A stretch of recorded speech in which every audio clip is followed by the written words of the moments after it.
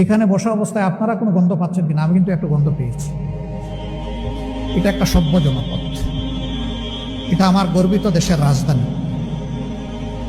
দুনিয়ার বিভিন্ন দেশে যাওয়ার সুযোগ হয়েছে, সেখানে নগরে শহরে এরকম চলমান প্রবাহমান বহু চ্যানেল আছে, ঝর্ণা আছে, নদী আছে, খাল আছে, ড্রেন আছে, কিন্তু আপনি ড্রেনের পানিও হাতে নিয়ে দেখবেন যে মার্বেলের মতো চকচক করছে। কেন? তারাও মানুষ, আমরাও মানুষ। আমরা কেন দুর্গন্ধের সঙ্গী হব? আমরা কেন পলিউটেড ওয়াটার স্ট্রিমের সঙ্গী হয়ে দুকে দুকে মরব? হাজার রোগ কেন আমাদের দেশে এই কারণে বাসা বাঁধবে? কপাল আমাদের এই জায়গায়।